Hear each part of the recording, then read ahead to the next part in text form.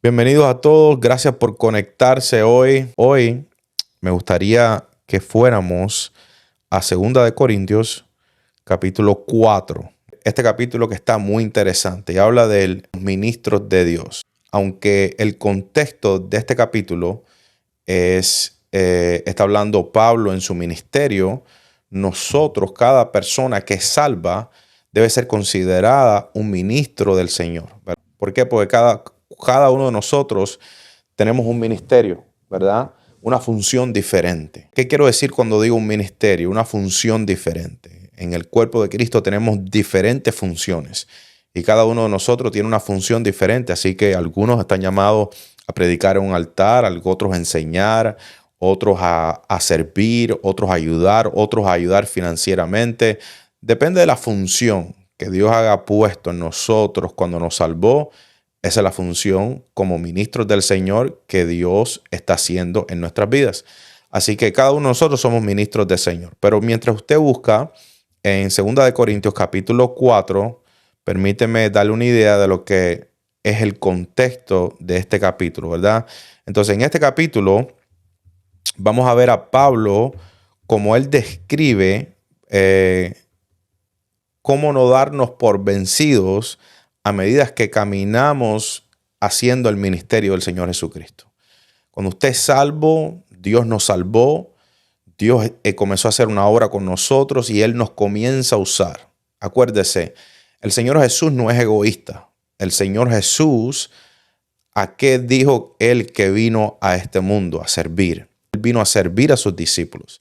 Y Pedro no entendía eso, porque el ministerio de Dios no es egoísta. El ministerio de Dios es siempre con un beneficio para otros. Cuando Jesús vino, no vino pensando en Él, porque si Él hubiera venido pensando en Él, Él nunca hubiera ido a la cruz y hubiera muerto en la cruz. Pero Él vino pensando en las ovejas perdidas. Él vino pensando en nosotros, Él vino pensando en el mundo que necesita salvación. Por eso que la palabra dice que Él amó tanto al mundo que envió a su único Hijo, que en Él crea no se pierda, mas tenga vida eterna, ¿verdad? Entonces su Hijo, el ministerio de Dios en nosotros, cuando somos salvos, no es un ministerio egoísta.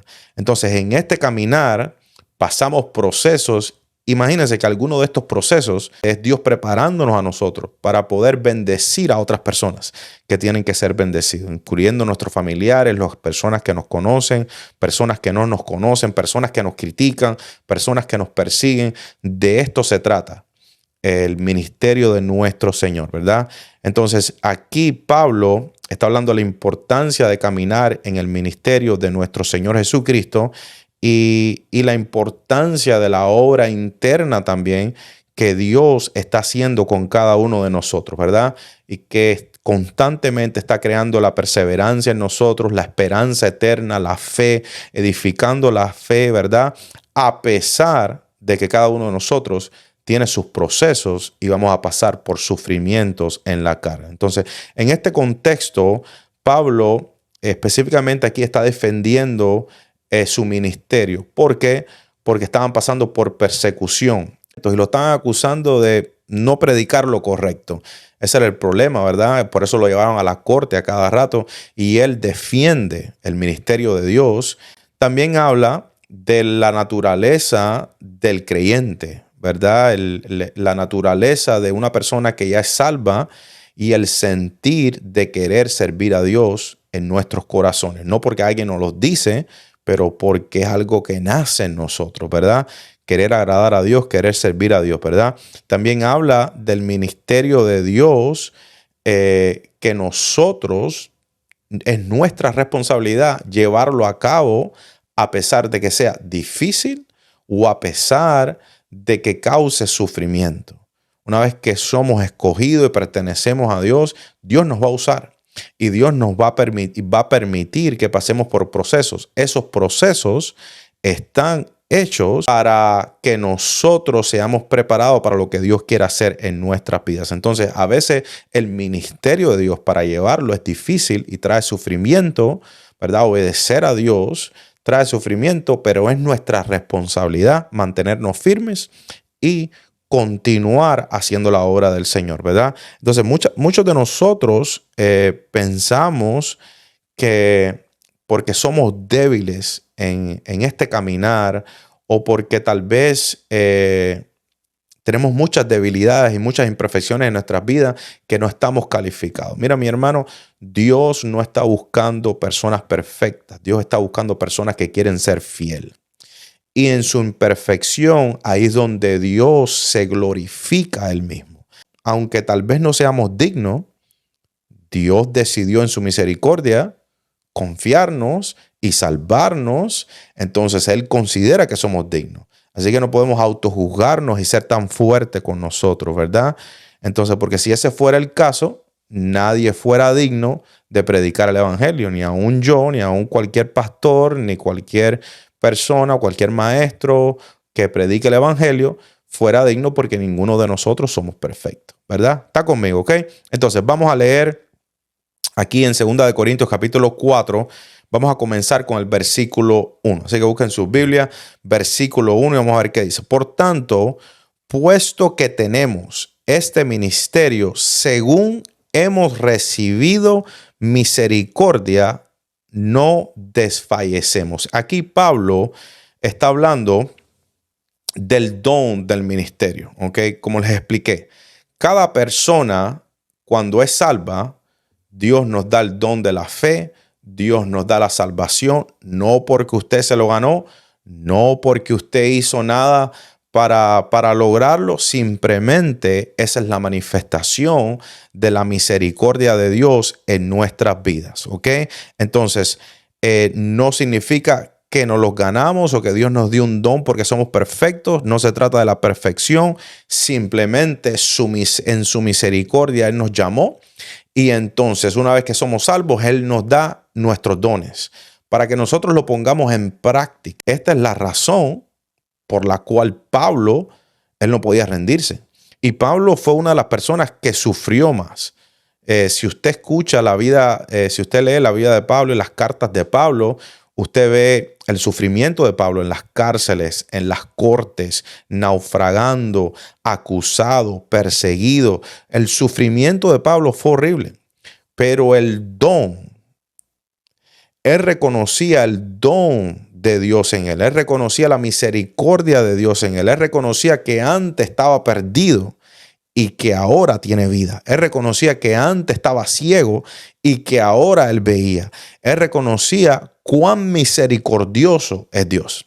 Y por eso era la razón que Pablo no se podía rendir. Entonces, las cartas de él, cuando él habla, usted puede ver el Espíritu de Dios, que las palabras no eran vacías, eran palabras donde él estaba viviendo procesos difíciles y en el medio del proceso difícil él estaba animando a la iglesia. Esa es la vida de un pastor, mi hermano. Esa es la vida de un ministro de Dios en el medio de su proceso, pasando necesidad, pasando persecución, pasando muchas cosas. En el medio del proceso, un ministro de Dios está pensando no en él, pero en los otros. Y esto es lo que hacía Pablo. Pablo, en el medio de su persecución, no estaba pensando en él, pero estaba pensando en otras personas. Imagínense esto, que Dios ha sido tan bueno con nosotros. Dios nos llamó, enseñó misericordia cuando estábamos perdidos, cuando nadie nos creía, cuando pasamos por enfermedades, cuando necesitábamos liberación, cuando estábamos pasando por tantas aflicciones, tantas cosas difíciles, y su misericordia llegó a nuestras vidas, mi hermano. Y usted sabe y conoce que la misericordia llegó a nuestras vidas. Imagínense esto, ¿okay? A pesar de nuestras imperfecciones, que la bendición de Dios llegó a nosotros. ¿Usted cree? Dígame usted, ¿cómo usted, después de conocer a Dios con semejante misericordia, cuántos de ustedes le es fácil decir, pues ya renuncio, ya no quiero servirlo? Si usted es una de esas personas que dice, ya no quiero servirlo, yo quiero hacer otra cosa, o no le doy el interés a Dios que Él se merece, mi hermano, entonces usted no ha podido experimentar esa misericordia, ese amor de Dios. Porque cuando ese amor de Dios llega a nuestras vidas, mis hermanos, qué difícil es rendirse y decir que no quiero más, que le voy a dar la espalda al Señor, que ya voy a dedicarme a otra cosa. es casi imposible. Pero aquí Pablo está hablando de esta experiencia. Pablo tuvo una experiencia tremenda. Usted lo sabe, lo hemos leído, cuando el Señor Jesucristo se encontró con él en camino a Damasco. Y ahí tuvo una experiencia lindísima con el Señor Jesús, ¿verdad? Nosotros también hemos tenido nuestra experiencia cuando el Señor Jesús vino a nuestro corazón. Tal vez no lo vimos como Pablo, la experiencia que tuvo Pablo, pero hemos tenido otra experiencia. Esa experiencia nos cambió la vida. Si fue una experiencia de Dios, esa experiencia comenzó a cambiar la vida. Y lo que usted era antes y lo que es ahora tiene que ser diferente. Si no, usted no tenía una experiencia con Dios. Tiene que haber un cambio en nuestras vidas, ¿verdad? Entonces, de esto habla Pablo. Una vez que experimentas la misericordia de Dios, su bendición, su amor por nosotros, qué difícil es rendirse y darle la espalda al Señor, ¿verdad? Entonces, no servimos a Dios no en nuestras propias fuerzas, pero tenemos que reconocer que la gracia de Dios está con nosotros. Está conmigo, ¿verdad? Vamos a leer el versículo 2. Este me gusta mucho. El versículo 2 está muy interesante. Y esto es muy importante. Quiero que le preste atención a este versículo 2. Porque a veces leemos la escritura y lo pasamos y no nos damos cuenta de las cosas. Mira lo que dice el Señor aquí en el versículo, bueno, la carta de Pablo, ¿verdad? Pero el Espíritu Santo a través de él. Entonces, y aquí viene él defendiendo su ministerio, Pablo defendiendo su ministerio, ¿verdad? Y mira lo que dice del ministerio y la prédica del evangelio. Versículo 2. Sino que hemos renunciado a lo oculto y a lo vergonzoso. Y aquí no está hablando de un hombre que está hablando de tal vez que está hablando de su pecado. No está hablando solo de esto. Aquí está hablando de la prédica del evangelio. Y la prédica del evangelio es que Pablo entendía que lo que él predicaba anteriormente, ¿verdad? Tenía cosas ocultas y vergonzosas, ¿verdad? Los fariseos eran una secta.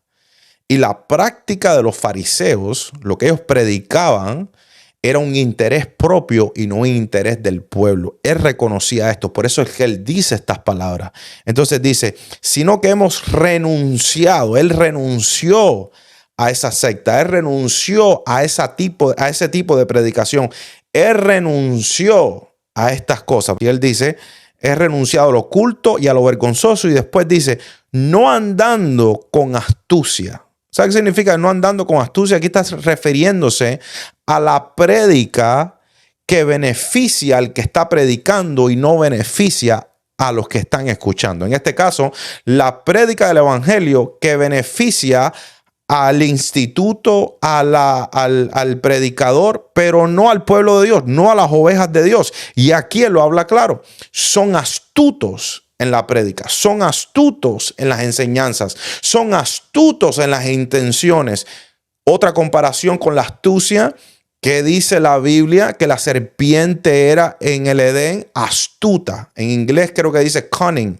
Es astucia, ¿verdad? Astuta. Sabe las palabras que decir para manipular y engañar a las personas y de esa manera usar su astucia para recibir los beneficios para ellos. Después dice, está leyendo conmigo, ¿verdad? Después dice, no andando con astucia, dice, no ni adulterando la palabra de Dios. Uf. Y aquí viene a explicar, dio tres cosas, dijo, sino que hemos renunciado a lo oculto y a lo vergonzoso, no andando en astucia, ni adulterando la palabra de Dios. Y después viene la explicación y la importancia de cómo se predica el evangelio, sino que mediante la manifestación de la verdad nos recomendamos a la conciencia de todo hombre. Está hablando de la predicación de la palabra en la presencia de Dios. Ok, aquí Pablo está rechazando el adulterio de la palabra de Dios, ¿verdad? Entonces, ¿qué significa adulterar la palabra de Dios? El adulterio de la palabra de Dios es simplemente adaptar el evangelio a las ideas de hombre. Es simplemente adaptar el evangelio a los deseos carnales de los hombres, ¿verdad? Es simplemente hacer el evangelio popular por un beneficio carnal, por un beneficio que beneficia a la institución, al predicador, a lo que ellos le llamen. que son, ¿verdad? Entonces, es mezclar el evangelio con las filosofías de este mundo y adaptarlo a los beneficios. Eso es lo que se llama el adulterio de la palabra, usando la palabra para beneficios propios. Esto es adulterar la palabra de Dios. Y aquí Pablo, ¿verdad? Y aquí Pablo lo dice claro. Dice, rechazando la corrupción, ¿verdad? De la palabra. Corrompiendo la palabra de Dios. Rechazando cuando distorsiona la enseñanza de la palabra. Rechazando la prédica del evangelio aguado. Esto Pablo lo rechazaba y aquí lo habla claro, el adulterio de la palabra de Dios. Esto es tan peligroso, mi hermano. Y cuando las personas son ciegas, que lo vamos a leer aquí ahora, no pueden discernir estas cosas, no pueden entender estas cosas. Por eso es que la prédica del evangelio, si usted está escuchando una doctrina que no es la que está escrita, mi hermano, usted está siendo cegado, engañado, manipulado, y su vida no está cambiando porque no está recibiendo la esencia del poder del evangelio en su vida. Entonces aquí Pablo dice, ni adulterando la palabra, porque la manera que predicamos es la manifestación de la verdad que nos recomendamos a la conciencia de los hombres delante de la presencia de Dios. Y aquí esto es lo que anima a hacer. Predicar el evangelio correctamente. ¿Está entendiendo, verdad? Yo no puedo predicar doctrinas que me favorece a mí, ¿verdad?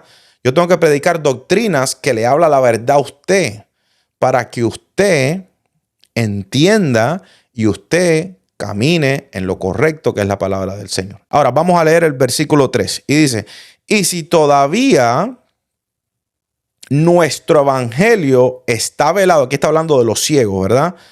Y si todavía nuestro evangelio está velado, para los que se pierden está velado. En otras palabras, está hablando de una ceguera espiritual. Esto lo hemos enseñado, ¿verdad? Entonces, si el evangelio, si todavía nuestro evangelio, mi hermano, no es un evangelio que ellos inventaron, nuestro evangelio es este evangelio. Este es el evangelio de Pablo, este es el evangelio de nosotros, este es el evangelio de usted, diga amén. Este es el evangelio de todos nosotros, ¿verdad? Este es el evangelio verdadero, el que nosotros tenemos que seguir. Pero aquí dice, si este evangelio está velado, que tiene una venda, que usted no lo puede ver, no lo puede entender, ¿entiende? No lo puede vivir porque no lo entiende. Pero dice que está velado para los que se pierden, para los que no tienen a Jesús, para los que no entienden. Usted no puede entender la verdad si el Espíritu Santo no está operando en usted. Entonces dice en el 4, en los cuales el Dios de este mundo ha cegado el entendimiento de los incrédulos para que no vean el resplandor del evangelio, de la gloria de Cristo, que es la imagen de Dios. La ceguera espiritual es algo muy importante. Usted se recuerda, yo di este ejemplo anteriormente cuando Pablo estaba en camino a Damasco. ¿Qué fue lo que le sucedió? El resplandor, que es esto que estamos leyendo, ¿verdad? Que dice, los incrédulos para que no vean el resplandor del evangelio. A Pablo se le manifestó en lo natural el resplandor del evangelio, que era el mismo Mesías, que es la palabra del Señor, el Hijo de Dios. Y ese resplandor del evangelio, Pablo decía que él veía, y la razón que él veía era porque estaba persiguiendo a los cristianos. Y el resplandor de ese evangelio lo cegó. Y él estuvo 3 días sin ver. Dice que orando y ayunando, hasta que Dios envió a uno de sus siervos que oró por él, y cuando oró por él le cayeron escamas de los ojos.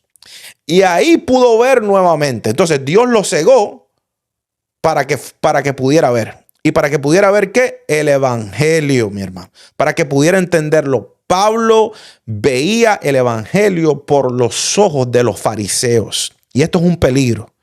Usted puede creer un evangelio y vivir un evangelio por los ojos de una doctrina que te enseñaron. Yo me crié en una doctrina incorrecta. Entonces yo me imagino que Dios en este proceso, Él me tuvo que quitar la ceguera para yo poder entender esto, porque esto para mí era una ofensa. Las cosas que yo predico hoy era una ofensa para mí, porque yo creía el evangelio a través de los ojos de otra doctrina, ¿verdad? Entonces, cuando Dios nos quita las vendas y no vemos el evangelio a través de una doctrina de otra persona, doctrinas de hombre, prácticas de hombre y comienzas a ver el evangelio por la doctrina de la palabra del Señor, usted se le ha quitado la venda y ahora usted ve, ¿verdad? Entonces esa fue la experiencia que tuvo Pablo. Por eso es que Pablo puede hablar de estas cosas y la está hablando clara, la está explicando, ¿verdad? Entonces, nuestra responsabilidad es proclamar el evangelio, pero correctamente. Y por esa razón, cuando las iglesias hoy en día, las pocas personas que están proclamando el evangelio correctamente, usted ve el rechazo, usted ve la burla, usted ve que no quieren participar y no quieren apoyar. ¿Y sabes por qué? Porque confronta, cambia y transforma y habla la verdad. Y no, este evangelio no es aguado, este evangelio no es como una sopa, este evangelio es sólido. Este evangelio viene a cambiar. Muy probablemente estemos predicándole a muchos ciegos en este momento. Pero para eso vino Dios, a darle la vista a los ciegos, ¿verdad? Eso es una enseñanza que nosotros vimos. Y no solo la vista a los ciegos que no ven en lo natural, pero vista a los ciegos en lo espiritual. A eso vino el Señor, ¿verdad? La ceguera espiritual es real. Satanás vino a cegar al mundo para que ellos no pudieran ver el resplandor del evangelio del Señor, ¿verdad? Entonces, y aquí muestra esto. Y esto es una realidad. Que nuestra batalla es una batalla espiritual y la batalla espiritual es en contra de la verdad del Señor. Mire, mi hermano, usted se para y dice, esta es la verdad del Señor y comienza a avanzarla y la persecución y la oposición que usted va a sentir es tremenda. Y esto no es juego, yo se lo he dicho a usted siempre, que desde que yo comencé a hacer esto de verdad, correctamente, esto ha sido una batalla espiritual desde el principio y hasta el día de hoy. Y se puede ver. O sea, Dios nos protege, Dios nos guarda, Dios nos defiende, pero las experiencias y los procesos de predicar el evangelio, y hay muchos de ustedes que están aquí conectados que han decidido hacer lo mismo y también están pasando por procesos difíciles. Y algunos de estos procesos es que vienen por predicar lo correcto y otros procesos es que queremos vivir lo correcto. Entonces Dios está lidiando en nosotros y permite que pasemos estos procesos difíciles. Pero hay una batalla espiritual y la batalla espiritual es contra la verdad. Hay un remanente hambriento por escuchar lo correcto del Señor. Vamos al versículo 5, vamos a leer, ¿verdad? Tremendo. Denle un aplauso al Señor ahí donde está. Entonces dice, porque no nos predicamos a nosotros mismos. Y aquí Pablo explica aquí lo que él predica. Él dice, no nos predicamos a nosotros mismos, sino a Cristo Jesús como Señor. Y a nosotros, fíjese mi hermano, lea para que usted discierna, se lo voy a leer otra vez, porque no nos predicamos a nosotros mismos. ¿Sabe qué significa eso? No nos predicamos a nosotros mismos. Está hablando que no le predicamos a la carne, ¿verdad? No nos predicamos para satisfacer, para levantar la carne. Predicamos ¿qué? Sino a Cristo Jesús Señor, que va en contra de la carne. Ay, Dios mío. Y a nosotros, como siervos vuestros, por amor a Jesús. Nosotros somos los siervos. Esa es la humildad. Hay que ser humilde. Entender que el evangelio es del Señor Jesús y que si nosotros tenemos ese privilegio, nosotros ahora, porque tenemos revelación, la verdad, Dios está haciendo una obra con nosotros, nos ha bendecido, no somos superiores. Hay que mantenerse entendiendo quiénes somos. Somos lo que somos porque Dios lo ha permitido. Está conmigo, ¿verdad? Entonces dice, nos predicamos a nosotros como siervos vuestros por amor a Jesús. La prédica. Pues Dios que dijo que de las tinieblas resplandeciera la luz, es el que ha resplandecido en nuestros corazones para iluminación del conocimiento de la gloria de Dios en la faz de Cristo. Este mensaje que Pablo está predicando es el mensaje de Pablo. Ese mensaje es el mensaje de Cristo, no del yo. Usted ha ido a lugares que le predican solo del yo, que usted, que si usted hace, va a hacer esto, va a crecer, títulos y riquezas y carros, y usted es mejor, y usted va bien y nadie le puede decir nada, nadie lo puede tocar. Ese es el mensaje del yo. Pero el mensaje de Cristo es el mensaje de humildad. Es el mensaje de convicción, es el mensaje de transformación, es el mensaje de renovación de la mente, es el mensaje, ¿verdad?, de humildad y de servir a otros, no para servirnos nosotros mismos, ¿verdad? Aquí Pablo está predicando, Jesús es el rey, Pablo es el servidor del Mesías y habla de la salvación y lo que hace la salvación cuando abre los ojos de los ciegos, mi hermano. Cuando el Espíritu Santo está en nosotros, enseguida abre nuestros ojos para ver la verdad y no ser engañados. Esta es la luz del Evangelio que viene a iluminar a los que no podían ver en la oscuridad. Usted está en un lugar oscuro y usted no puede ver y está tratando de hacer así porque los ojos no lo deja ver. Pero cuando prende la luz, que lo ve todo claro. Cuando usted está ciego, usted está tocando, está tratando de ver dónde está tratando de escuchar, pero no puede ver claro. Pero cuando el Espíritu Santo le quita la ceguera espiritual, usted comienza a ver con claridad y usted dice, wow, ¿qué estaba creyendo? Wow, ¿qué estaba haciendo? Wow, ¿en qué estaba caminando? Porque el Espíritu Santo viene a traer luz a nuestros corazones y a nuestros ojos para ver la verdad del Señor. Está aquí conmigo, ¿verdad? Dígame algo, no se me duerma. Estamos en el versículo 7. Versículo 7. Pero tenemos este tesoro en vaso de barro para que la extraordinaria grandeza del poder sea Dios. Este es el tesoro del Evangelio. Nosotros somos los vasos imperfectos. ¿Y qué debemos hacer? Proclamar el Evangelio como es, para que Dios se glorifique en la imperfección. Usted a veces tal vez se siente, pues yo soy imperfecto, no soy digno, tengo que estar listo para hacer la obra de Dios, tengo que estar listo para servir a Dios, tengo que estar listo para hacer ciertas cosas que Dios me está pidiendo. No, mi hermano, usted nunca va a estar listo. Porque usted es lo que es por la gracia del Señor. Y el Evangelio se trata de esto, de personas imperfectas que aman a Dios, que han decidido amar a Dios y proclamar el Evangelio, ¿verdad? Para que Dios se glorifique en nuestra imperfección. Pablo hablaba de la imperfección y decía, yo hablo de mis imperfecciones porque yo sé que en mis imperfecciones el Espíritu Santo se fortalece en mí. Porque yo sé que en el medio de mi imperfección Dios se glorifica en mi vida. No se trata de perfección, mi hermano. Se trata de ser fiel con el Señor. Hay algo muy importante que Dios requiere de nosotros y no es que seamos impresionantes en lo que hacemos, no que seamos perfectos en todo lo que hacemos. La única demanda que tiene Dios para nuestras vidas es obediencia y que seamos fieles a Él. Es lo único. Que confiemos en Él, que seamos obedientes a Él y Él nos utiliza en nuestras imperfecciones. Vamos a leer el versículo 8 que dice, este está tremendo. Para aquellas personas ahora que en este momento están pasando por aflicciones, para los hijos y las hijas del Señor que están pasando por procesos difíciles, mis hermanos. Mira lo que dice el versículo 8. Léalo ahí conmigo. Afligidos en todo, pero no agobiados. Perplejos, pero no desesperados, perseguidos, pero no abandonados, derribados, pero no destruidos. Este es el ministerio de Dios.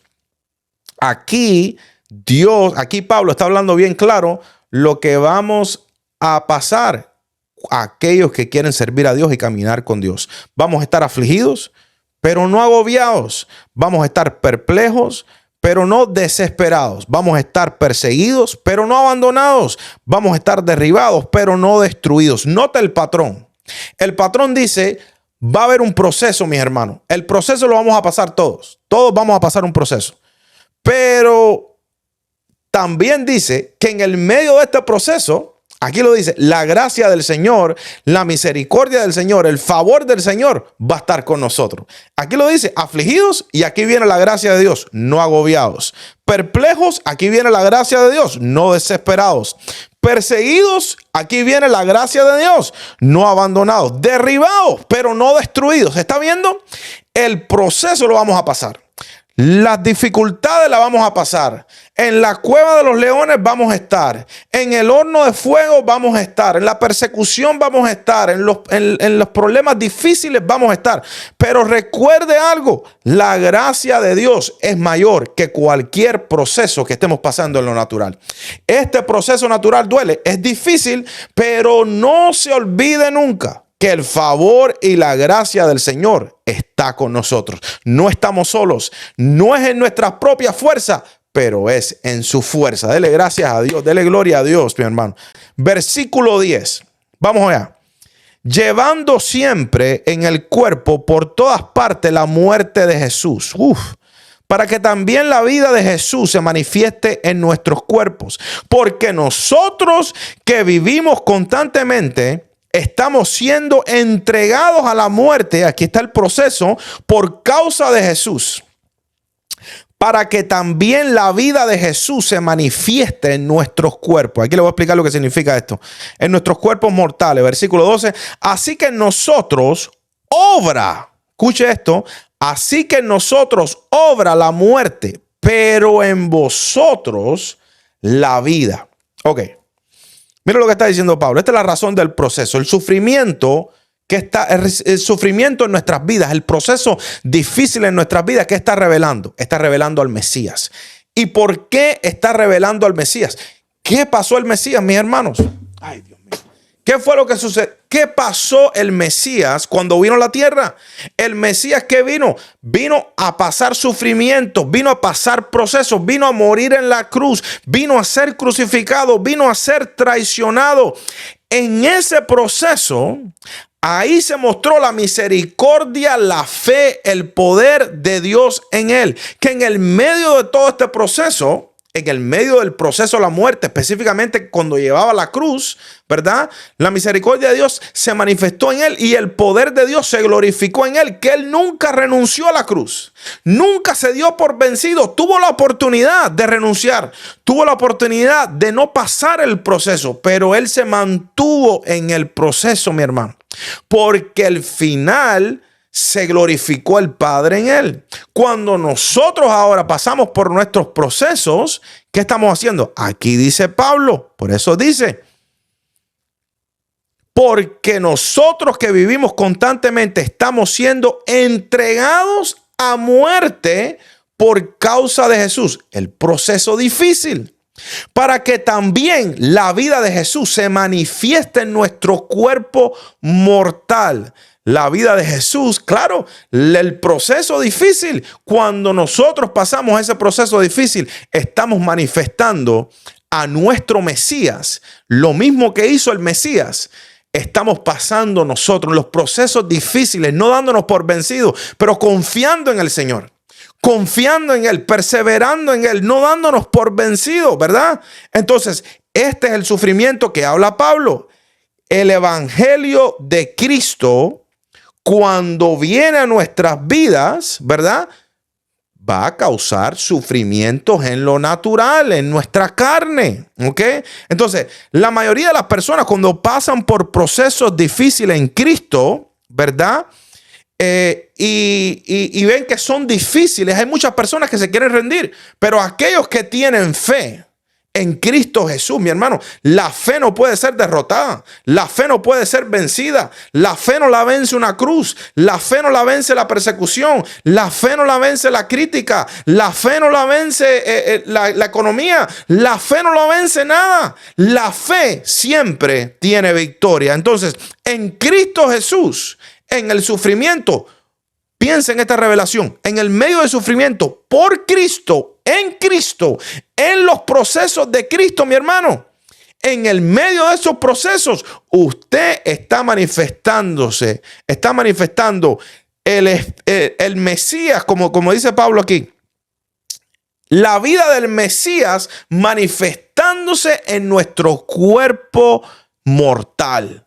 Eso es lo que está sucediendo. ¿Me entiende? Entonces, usted diga, en el medio del proceso. El Mesías no se dio por vencido. El Mesías pasó por esto. ¿Cuánto más yo también voy a tener que pasar por esto? Pero recuerde, Dios no va a ponerle carga que usted no pueda llevar en sus propias fuerzas. Así como leímos anteriormente, este proceso Dios te ayuda a llevarlo con Él. Este ministerio Dios te ayuda a caminar contigo. Es lo que tengas que pasar. La gracia de Dios siempre está contigo, mi hermano y mi hermana. Dígame amén. Versículo 13. Pero teniendo el mismo espíritu de fe, según lo que está escrito. Aquí dice Pablo, y aquí está haciendo una conexión con Salmo 116:10, que se lo voy a leer. Creí por tanto y hablé. Nosotros también creemos, por lo cual también hablamos. La fe siempre va a permanecer, ¿verdad?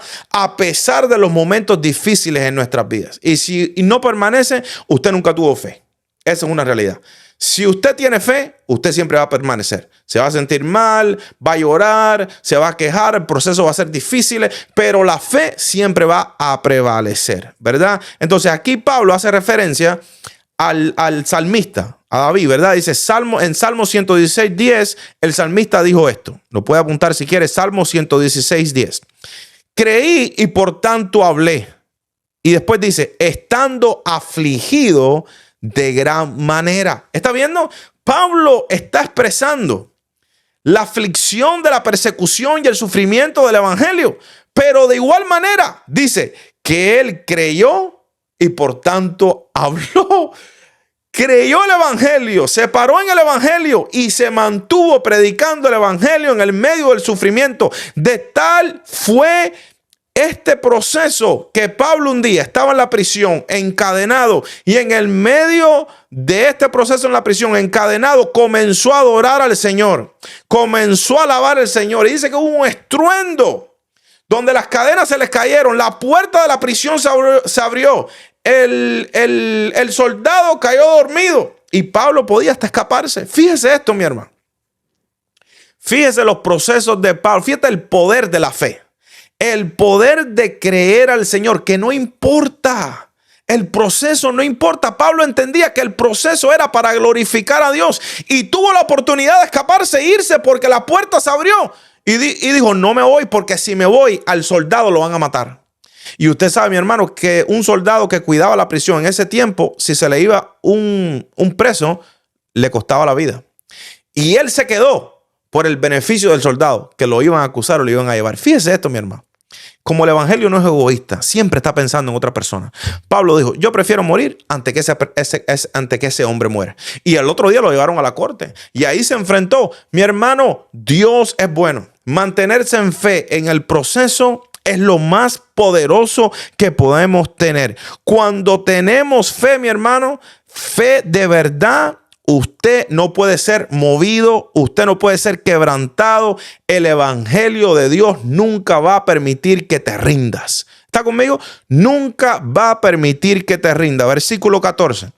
Sabiendo que aquel que resucitó al Señor Jesús, wow, a nosotros también nos resucitará con Jesús y nos presentará juntamente con vosotros. La fe de Pablo está en la resurrección de Cristo. Esa es la fe de nosotros.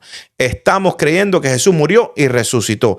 El mismo espíritu que resucitó a Jesús es el mismo espíritu que nosotros cuando muramos nos va a resucitar.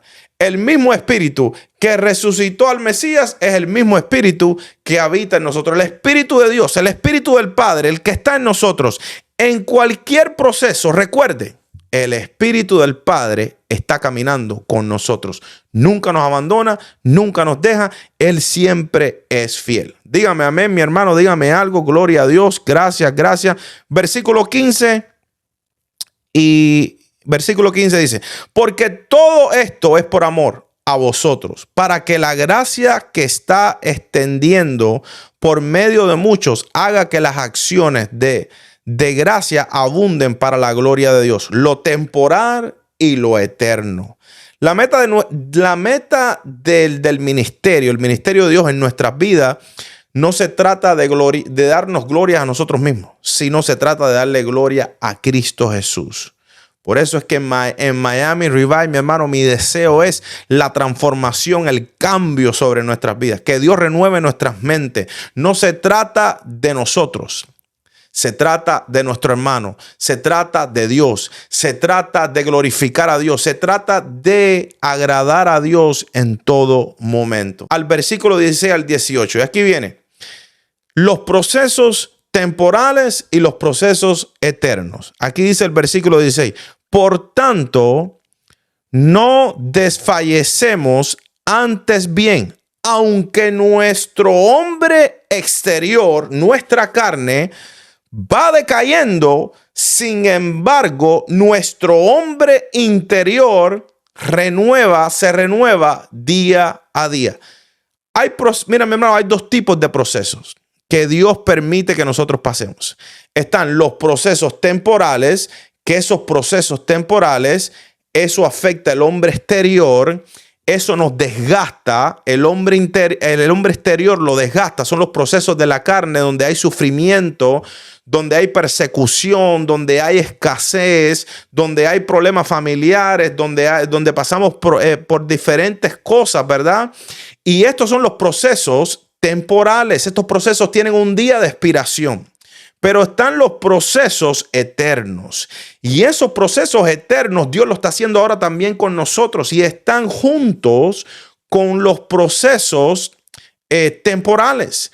Y los procesos temporales es lo que nos está ayudando a que Dios haga la obra en el proceso eterno. El proceso eterno, las cosas que no vemos. Por eso dice el versículo 17. Pues esta aflicción leve y pasajera nos produce un eterno peso de gloria que sobrepasa toda comparación. Este es el proceso eterno.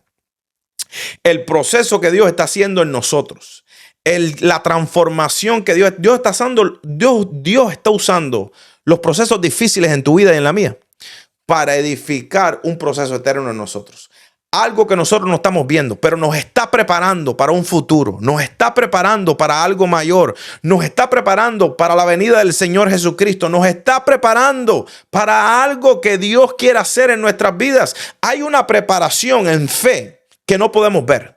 Y esa preparación es el proceso eterno en nosotros. Versículo 18 dice, al no poner nuestra vista en las cosas que no se ven, sino en las cosas que se ven, porque las cosas que se ven son temporales, pero las que no se ven son eternas. ¿Está conmigo, mi hermano? Entonces, las cosas temporales son los procesos que estamos pasando ahora.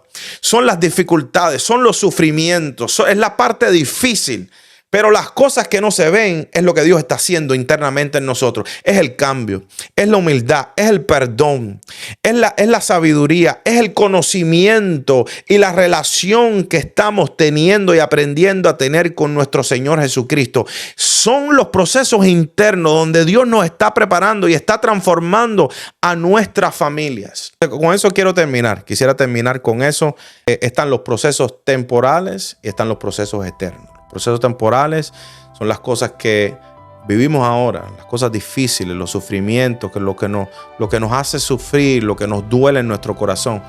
Pero están los procesos eternos. Estos procesos eternos son los procesos que Dios está haciendo internamente. Eso yo le llamo la transformación del corazón y la renovación de nuestra mente, donde Dios nos está cambiando para caminar a la imagen perfecta de Él.